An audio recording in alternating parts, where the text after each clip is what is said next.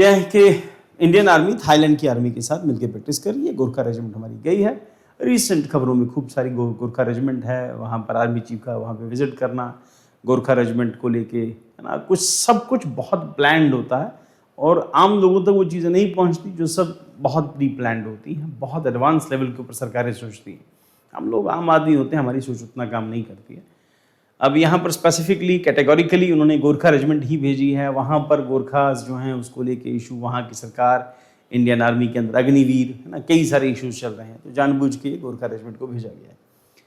तो executive analysis of the department of Indian energy contingent represents by 9 Gorkha rifle वहाँ पे गई है थाईलैंड के अंदर। 15 edition of exercise Maitree focusing on joint counter insurgency operation under the UN charter chapter 7 of east India defence diplomacy. अब इनको भेजा के थाईलैंड जाओ, वहाँ की आर्मी के साथ घूम फिर के आओ। बल ये भी है कि फॉरेन टूर पे गए, कई सारी चीज़ें जो हैं वो पॉजिटिव हो जाती हैं।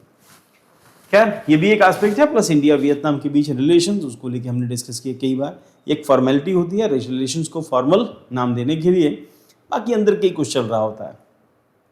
Indian army contingent has departed to Thailand for participate exercise Maitree 15/2026। So UPSC prelim के अंदर मैत्री 16 का क्वेश्चन पूछ सकती है कि दो देशों के बीच में आर्मी के अंदर ऐसा हुआ, या फिर वो सारे प्रोग्राम जो शक्ति से जुड़े हुए प्रोग्राम हैं, जो गरुड़ शक्ति हैं, उन सब से सारे प्रोग्राम इकट्ठे करेगी।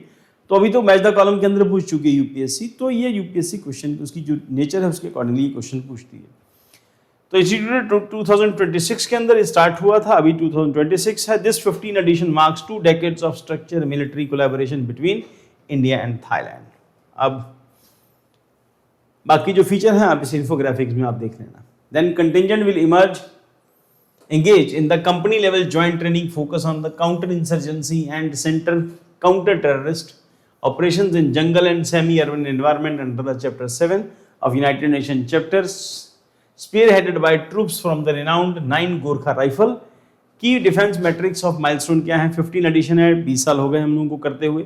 इंडिया रिप्रेजेंट 9 गोरखा राइफल गई है वहाँ पे। ऑपरेशन मैंडेट है यूएन चैप्टर 7 के अकॉर्डिंगली है।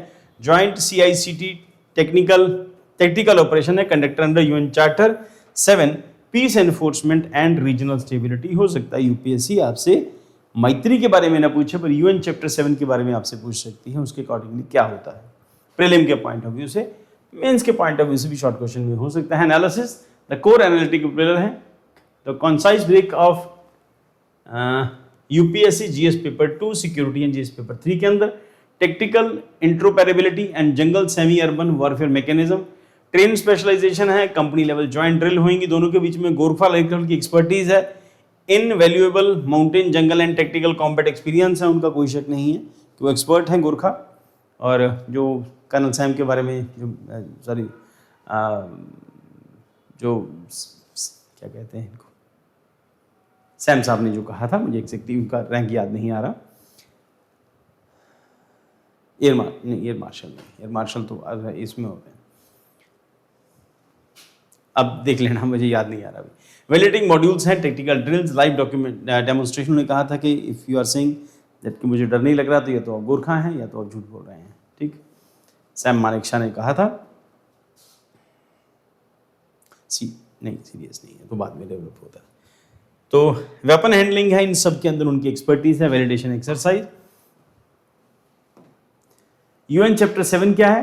तो मैंडेट इंटरनेशनल नॉर्म्स हैं, पीस एनफोर्समेंट स्टैंडर्ड है, framing training under UN charter 7, align operation with the international law and peace enforcement standard, joint tech sharing, exhibition operational testing of contemporary technologies, night vision optics and communication system, multinational readiness, prepare both forces future UN peacekeeping mission and multinational humanitarian assistance and disaster relief। तो strategic east act pivot है India की। तो act east जिसको हमने discuss किया कि act east, तो क्योंकि ईस्ट की कंपनीज कंपैरेटिवली जो इंडिया के जो साउथ ईस्ट में जो कंट्रीज हैं उनकी इकोनॉमी कंपैरेटिवली अच्छी है, तो इसके साथ ट्रेड करेंगे तो बेटर है कि यहाँ पर मल्टीपल कंट्रीज हैं, कई सारी कंट्रीज हैं, कई सारी कंट्रीज आप एंगेजमेंट में रहोगे तो आपके पास एक्सपोर्ट के चांसेस, रिलेशन, बायलैटरल रिलेशन, जैसे रिसेंटली इंडिया ने अभी अपनी ब्रह्मोस मिसाइल बेची हैं, तो इन कंट्रीज़ में रिक्वायरमेंट है, प्लस चाइना को काउंटर करना है। There are so many things, इसी करके कंट्रीज इन्वॉल्व होती हैं। देन उसके बाद तो maritime land and gateway for the ASEAN Maitri, reinforce security, ties along with economic partnership, triple service जो सिनर्जी है, complement AIR, Siam Bharat and naval Indo Thai corporate and Ayutthaya and engagements to solidify bilateral defence cooperation. तो navy, army and air force, ये तीनों अलग अलग level के ऊपर अलग अलग इस तरह की ज्वाइंट मिलिट्री एक्सरसाइज करती हैं। तो जो सियाम भारत है वो एयरफोर्स की है, नेवी की है Indo Thai corporate and Ayutthaya engagement to the solidify bilateral defence cooperation. तो यहाँ पर हमने जो मैत्री तीसरा डिस्कस किया। इंडो पैसिफिक बैलेंस है, enhances net security provider, role in the bay of Bengal and Andaman sea while promoting regional stability. अब इस न्यूज़ के अंदर जो हिडन एस्पेक्ट है वो है बे ऑफ बंगाल एंड अंडमान सी, क्योंकि रिसेंटली इंडिया अंडमान सी में एक्टिव है। बे ऑफ बंगाल हमने डिस्कस किया, ये सबडक्शन जोन के अंदर आता है, और जहाँ सबडक्शन जोन है या तो वहाँ पे ऑयल है या वहाँ पे गैस है। तो पॉसिबिलिटी है कि इंडिया में ये जो बे ऑफ बंगाल का एरिया है यहाँ पे, और यहीं पर हम लोगों ने डिस्कस किया कि चोक पॉइंट है, ये अंडमान निकोबार है, और ये इंडिया के लिए रिसेंट डेज में इंपॉर्टेंट हो गया है। इस करके वहाँ लगती कंट्रीज, उनके चाइना के साथ रिलेशन, तो कुल मिला के स्ट्रेटेजिक है। की स्ट्रेटेजीज टेकअवेज इसको आप देख लेना, और इसके जो अदर एस्पेक्ट्स हैं इसको आप देख लेना। तो आज की क्लास में इतना ही है, नेक्स्ट क्लास में मिलेंगे।